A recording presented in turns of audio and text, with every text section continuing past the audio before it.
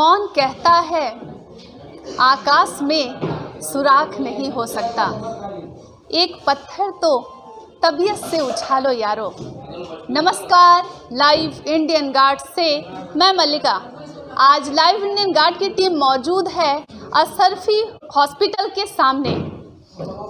खास है, पत्रकारों को सम्मान मिल रहा है और जो सम्मान दे रहे हैं वो है शक्ति समर्पण फाउंडेशन की महिलाएं। जैसा कि हम जानते हैं, भारत के इतिहास में नारियों का योगदान कितना रहा है जिसे कोई नकार भी नहीं सकता। और कुछ कहानियाँ उसी का एक हिस्सा है। जीवन मीठी प्यास, क्या कहते हो? आज मेरे साथ जो मुख्य अतिथि मौजूद हैं उनका नाम है वैष्णवी। नाम के अनुरूप उनके काम भी हैं। अक्सर जब हम स्पेशल बच्चों की बातचीत करते हैं तो मन में होता है, अरे यार, उसका जीवन कैसे बीतेगा, कैसे कटेगा ये पहाड़ जैसा पत्थर जैसा जीवन। लेकिन कुछ हौसले उनके जीवन को आसानी से काट देते हैं। सारी कहानी वैष्णवी जी की यात्रा वृतांत, कैसे सफ़र शुरू हुआ और आज लाखों लोगों के लिए प्रेरणा स्रोत हैं। राष्ट्रपति द्रौपदी मुर्मू जी से सम्मानित हैं। पूरी कहानी जानते हैं। मैम नमस्कार। नमस्कार। लाइव इंडियन गार्ड के सभी दर्शकों को हमारा नमस्कार, प्रणाम। मैम, कैसे शुरू हुआ ये यात्रा? देखिए, मेरा जो ये यात्रा है थोड़ा सा संघर्ष भरा रहा है जी। आप जानना चाहिए मेरी डिसेबिलिटी के बारे में, मेरे जीवन के बारे में। तो मैं बता दूं, अभी तक तो मैं दिव्यांगता पे ही बात करती हूँ, लेकिन मैं अपने जीवन के बारे में बता दूं। मैं एक चुलबुल सी लड़की जैसे सभी लोग हैं, खेलने कूदने वाली। 12 वर्ष की उम्र में मुझे एक बीमारी हुई, न्यूरोफाइब्रोमाटोसिस, एक ट्यूमर है, जिसके बाद मेरा पैर में दिक्कत होने लगा। और ऑल इंडिया, पूरे इंडिया में इलाज, मेरे पिताजी मध्यम वर्ग से हम आते, मेरे पिताजी फ़ौजी थे, रिटायर्ड फ़ौजी, उन्होंने इलाज कराया। बीमारी ठीक नहीं हुई और धीरे धीरे बढ़ती गई वो ट्यूमर। और आज मैं क्रच पे आ गई, बैसाखी पे आ गई। 2007 तक मेरी यही स्थिति बनी रही। तब मैंने बैसाखी लिया और बैसाखी लेकर के मैंने सोचा कि मुझे कुछ नहीं होगा और अब मुझे कुछ करना है। क्योंकि जब मैं छोटी थी, 12 वर्ष की उम्र में, जब 5th में थी, उस समय भी मैं जब डांस करती थी तो मुझे लगता था मुझे डांस करना है, पर उसमें मुझे आगे रहना है।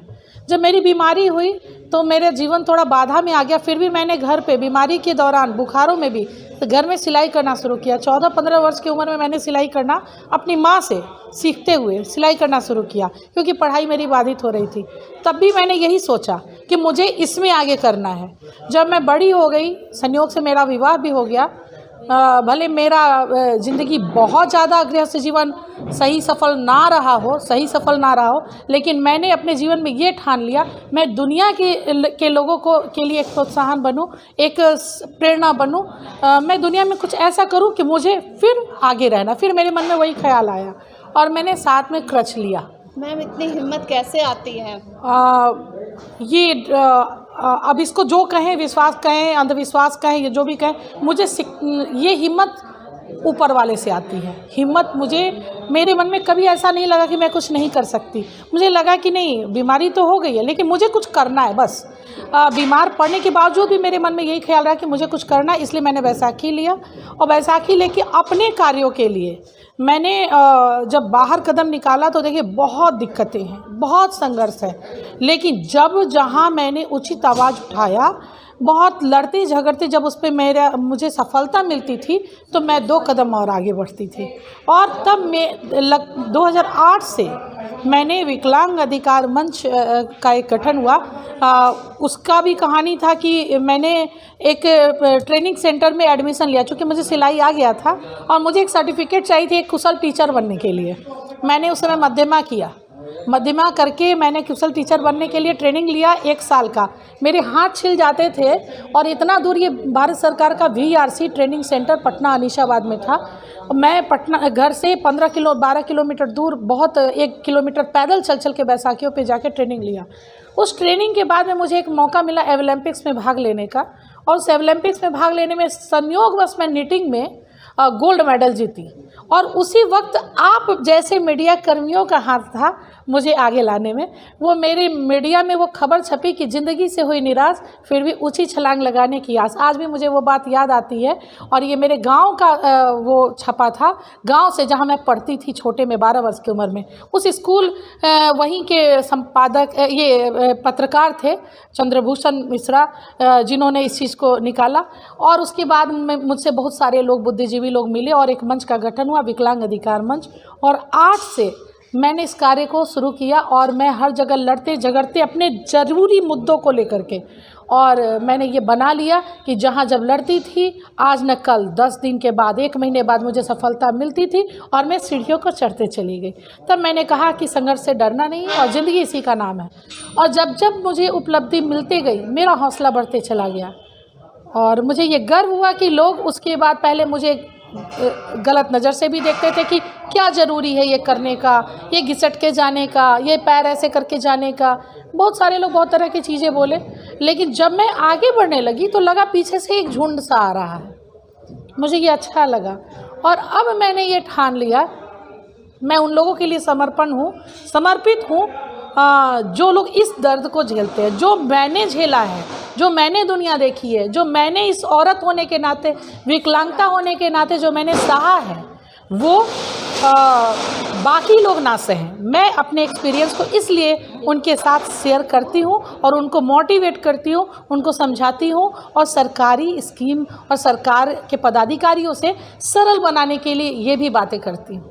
मैम अगले सवाल पर जाओ उससे पहले आप बताइए, आप इतनी खूबसूरत है, उसका कुछ राज है वो बता दीजिए। नहीं, इसका कोई राज नहीं है। मैं बहुत खुश रहती हूँ। मुझे लगता है कि जीवन में जो उम्र मिली है इंसान को जी वो बहुत खुशी से गुजारनी चाहिए। मैं काफ़ी ट्रैवल करती हूँ। ट्रैवल का अर्थ ये हुआ कि मुझे जीवन में इतने लोगों का प्यार मिला है। आज अचानक आपसे मिली, पता नहीं क्यों ऐसा लगता है कि ये भी प्यार है कि आप इतने प्यार से मेरे से प्रश्न कर रही हैं। तो मेरे अंदर वो जो है ना बहुत ज़्यादा है कि कम समय को खुशी से जीना चाहती हूँ। कल क्या होगा कौन जानता है, तो इसीलिए चेहरे पे ग्लो रहता है, बाकी कोई राज नहीं है। मैम एक और सवाल पूछना है, जैसे जो बच्चे डिजेबल हैं तो उन्हें डिजेबिलिटी तो ठीक है, लेकिन उसके अंदर जो एबिलिटी छिपी हुई है वो पहचान नहीं पाते हैं, या जो विकलांग बच्चे जन्म के समय से है या बाद में उनके साथ कुछ ऐसा हुआ, वो अपने अंदर कैसे हिम्मत लाएं? हाँ देखिए, हम इसके लिए कहते हैं थोड़ा सा गार्जियन को तो लगना पड़ेगा, लेकिन हम इसीलिए मैंने एक व्लॉग भी क्रिएट किया है, वैष्णवी व्लॉग करके, ठीक है। मुझे लगा, अभी मैं पूरा टाइम नहीं दे पा रही हूँ, मुझे ये लगा कि मैं हर उस चीज़ों को उन लोगों से शेयर करूँ, क्योंकि हर इंसान तक मैं नहीं पहुँच पाती, लेकिन उनको मोटिवेट करने का ज़रूरत है, उन तक पहुँचने का। हो सकता है ये वीडियो उनको देखने के बाद में ऐसा लगे कि मोटिवेशन मिले। मैं कल की बात आपको बताऊँ, मैं आने के पहले मैं एक केस हैंडल करके आ रही हूँ। संयोग से एक लड़की का केस मेरे सामने आया और वो सिर्फ मेरा वाला ही केस नज़र आया। एक विकलांग लड़के ने मुझे कॉल किया कि दीदी एक ट्यूमर का केस है, लगता है कि आपको भी ट्यूमर है ना। तो मैंने उस लड़की को बुला के, मुझे लग रहा था मेरा याद ताज़ा हो गया, वही 13 साल की वो लड़की है और मैं उसको वादा करके आया कि मैं पूरा मदद करूंगी। मेरे साथ जो हादसा हुआ, मेरा ट्यूमर का इलाज शुरू में सही नहीं हुआ, ऑपरेशन हुआ, गड़बड़ हो गया, फिर मेरी डिसेबिलिटी हो गई। वो लड़की से मिलने के बाद आपको बताऊं, मैं कल जब उस लड़की से मिली, उस लड़की ने वो दिन रात रो रही थी। जब से 6 महीना पहले उसे पता चला कि उसे कैंसर है और पैर काटने का नौबत आ रहा है, डॉक्टर बोल रहे हैं, तो वो लड़की रोते रोते परेशान थी। जब कल मैं उससे मिली तो उसने अपनी मम्मी को कहा कि माँ अब चुप हो जाओ, दीदी आई है, जो आंटी आई है ना वो आई है, उसके बाद से मुझे लगता है मैं ठीक हो जाऊंगी। क्या है, मैं कोई भगवान नहीं हूँ। मैंने उससे बस इतना ही कहा कि तुम ठीक हो जाओगी। मुझे पूरा विश्वास है और सच में मुझे ये विश्वास है कि वो ठीक हो जाएगी। हाँ, पैसा बीच में पैसे का अभाव प्रॉब्लम है, गरीबी प्रॉब्लम है, विकलांगता होना प्रॉब्लम है, लेकिन देखिए जब आपके अंदर जज्बा होता है ना वो सब हो जाता है। कहाँ से आएगा मुझे नहीं मालूम, लेकिन मेरे अंदर ये शक्ति है कि मैं चाह रही हूँ कि उसको हर रूप से मदद करूँ। जो मैंने झेला है वो ना झेले, उसका बीमारी ठीक हो। पूर्ण कोशिश करूँगी, वादा नहीं करती हूँ, लेकिन कोशिश करती हूँ कि वो ठीक हो जाएगी। तो ये शक्ति मोटिवेशन से आता है। और कुछ चीज़ें हैं कि उनके परिवार को मोटिवेट करने की ज़रूरत है। जब समाज नकारात्मक सोच रखता है ना जी, समाज नकारात्मक सोच रखता है, वहाँ अगर परिवार आपका पॉजिटिव है तो समाज पीछे हो जाता है। परिवार अपने बच्चे को आगे जब बढ़ाता है तो फिर समाज पीछे से आगे आ जाता है कि चलो मैं भी साथ हूँ। आज वो समाज के लोग जो मुझे गलत सोचते थे, ये क्या करेगी, क्यों इतने दूर जा रही है, क्या करेगी सिलाई करके, क्या करेगी सर्टिफिकेट लेके, ये बीमारी खाने का कमी नहीं, घर में रहो, वो लोग आज अपने हर मदद के लिए मेरे पास आते हैं। ऐसा नहीं उनके घर में डिसेबिलिटी होता है, उनको एक महिला होने के नाते प्रॉब्लम होता है, उनके घर में राशन कार्ड नहीं बना होता है, उनको कोई परेशान करता है, तब वो मेरे पास आते हैं। तो ये ज़रूरी नहीं है कि आपको कब किसकी ज़रूरत पड़ जाए। मैम एक और बात है, जो आपने वैष्णो देवी पहाड़ की चढ़ाई की, उसके बारे में कुछ बताइए। हाँ, ये बात आपने सही कहा। आपने अभी पूछा था पहले मेरे से कि आपको ये शक्ति आती कहाँ से। जी, ये आत्मशक्ति है। और ये जब अंदर में, मैंने आप बताया ना, मैं छोटी थी, मेरे पिताजी मुझे 2-3 बार वैष्णो देवी ले गए थे जब मेरे पिताजी आर्मी में थे। तो मैं वो फ़ोटो देखती, मुझे बचपन का बहुत सारा बात याद है, फ़ोटो मेरे पास है आज भी। तो वो फ़ोटो देखती थी, लगता था मैं काश वैष्णो देवी जाती। मेरी माँ मुझे कहती थी कि बेटा भगवान से कहो कि तुम ठीक हो जाओगी तो तुम ज़रूर जाओगी। हम मन में सोचते थे हम कभी ठीक होने वाले थोड़े हैं, लेकिन वैष्णो देवी नहीं जाएंगे क्या, हमको जाना है। और ये यूं ही अपने डिसेबिलिटी के बीच काम करने वाले अपने दोस्तों के साथ प्लान बनाए कि क्या हम लोग एक बार वैष्णो देवी चला जाए। और हम 8 डिसेबल लोगों के साथ पहली बार 2012 में वैष्णो देवी गए। और तब मेरे जेब में भी पैसा नहीं, और डिसेबल बॉगी में मुझे कुछ पता नहीं था, डिसेबल बॉगी से सफ़र करके गए बहुत कष्ट के साथ। लेकिन वहाँ जाने के बाद में ऊपर में जब हम देखे तो हमको लगा कि ये हम यहाँ जा सकते हैं। एक बूढ़ी माता जी थी, उन्होंने कहा कि, हम बोले कि दादी आप वहाँ जाने आई हैं वैष्णो देवी पहाड़ पे? तो बोले हाँ बेटा वहीं आए हैं। तो हम बोले हम क्या चढ़ जाएंगे? तो उन्होंने कहा कि बेटा जब तुम इतना दूर आ गई हो तो पक्का चढ़ जाओगे। हमने जब ये माता जी चढ़ जाएंगी, बूढ़ी माता, हम क्यों नहीं चढ़ जाएंगे? और क्या बताएं, हम पहली दफ़े जब हम चढ़े थे मेरी आंखों में आंसू था, और माता जी का दर्शन करके हम बखूबी नीचे आए। ठीक है, पहली बार हम खच्चर से गए, दूसरी बार संयोग था कि तूफान आ गया और खच्चर गिरने लगा। 3 खच्चर लिए थे हम लोग, ज़्यादा डिसेबिलिटी थी, और तीनों खच्चर, एक गिरा, दूसरा गिरा, तीसरा में मैंने कहा मुझे खाली कर दो। और मेरा क्रच भी ये जो प्लास्टिक घिस गया था। पता नहीं कौन सी शक्ति उस समय आई थी कि मैं ऊपर से भैरव मंदिर से पैदल चलते हुए नीचे आई। तो वैष्णो देवी का चढ़ाई दूसरा था। उसके बाद से मैंने ठान लिया कि जितने वो डिसेबल लोग कभी सपने में नहीं देखे हैं कि मैं वैष्णो देवी जा सकता हूँ, सपने में भी नहीं देखे हों वो। हाँ, तो डिसेबल ही नहीं, बहुत सारे ऐसे लोग भी हैं। मैं 40 लोगों को लेकर के अपने संस्था के माध्यम से साथ में, और बिहार ही नहीं, महाराष्ट्र के लोगों को भी लेकर के, डिसेबल लोगों को अपने वॉलेंटियर के साथ, 20 डिसेबल ने 20 वॉलेंटियर लेके अभी लास्ट 21 में भी गई हूँ वैष्णो देवी की यात्रा की। और मुझे वहाँ पे यात्रा करना मेरा ये उद्देश्य नहीं था। मेरा उद्देश्य था कि मेरे मन में था मुझे वहाँ जाना है, मुझे दर्शन करना है, मेरा जिद था।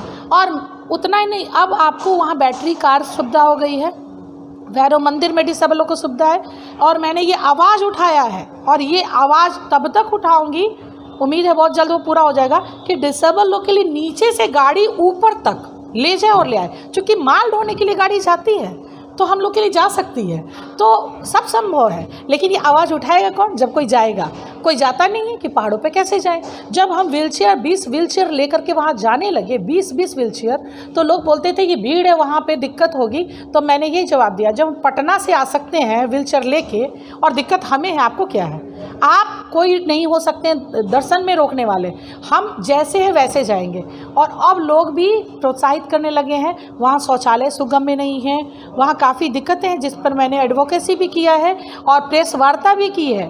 फिर वहाँ की संस्था है जिगर करके, उन लोगों ने मुझे सपोर्ट किया जो डिसेबिलिटी पे ही काम करती है।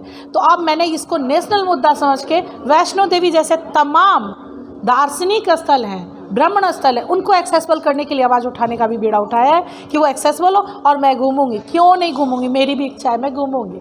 मैम, आज जो शक्ति समर्पण फाउंडेशन पत्रकारों को सम्मानित किया, उसे कैसे देखती हैं? देखिए, ये बहुत अच्छा चीज़ है। शक्ति समर्पण संस्थान के बारे में मैंने पहली दफ़े जब इन लोगों को जैसे ही उतरी गाड़ी से और देखा तो मुझे ये लगा ये लोग काफ़ी संघर्ष वाले लोग हैं, बहुत अच्छे लोग हैं।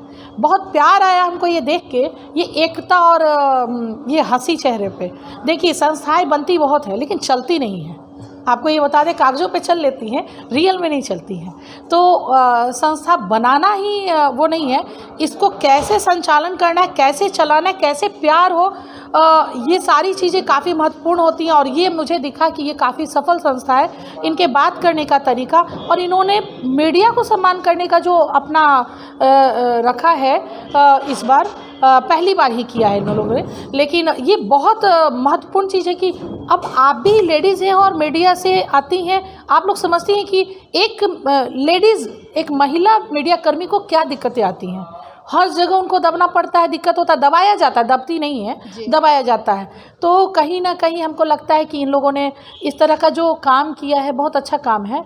और जिस मुद्दों पे ये काम करती है, महिला सशक्तिकरण का मुद्दा है, ये बहुत महत्वपूर्ण है। और महिलाओं का एक होना, ये कहीं ना कहीं समाज में बदलाव दिखता है, सकारात्मक दिख रहा है। हम देवी दुर्गा के रूप में नहीं अपने आप को मानते हैं, हम समान हैं भाई, कोई देवी नहीं है। हमको पूजा नहीं चाहिए, आपकी आरती नहीं चाहिए, हमको साथ लेके चलिए बस। हम साथ चलने वाले लोग हैं, हमको आरती नहीं चाहिए। तो पहले के समय में लोग कहता था देवी हैं, दुर्गा हैं, नारी हैं, शक्ति हैं, सब हैं, आप साथ चलिए, हम सब बन जाएंगे। हम हैं तो हैं ही, हमको अवसर में बाधा उत्पन्न मत करिए बस। कहानियाँ तो हम कई सुनते हैं, लेकिन कोई कहानी जो आपको सोचने पर मजबूर कर दे, उसे आप भुला नहीं सकते। वैष्णवी जी की संघर्ष भरी और शक्तिशाली बातें लाइव इंडियन गार्ड के दर्शकों को बहुत प्रभावित करेंगी। वैसे तो लाइव इंडियन गार्ड ने कई महान शख्सियत के इंटरव्यू को कंडक्ट किया, लेकिन आज मैं खुद बहुत गौरवान्वित महसूस कर रही हूँ। मुझे बहुत अच्छा लग रहा है और मैंने जिस वाइब्रेशन को महसूस किया है वो किसी भी शब्दों से परे है। लगातार बने रहें लाइव इंडियन गार्ड के साथ।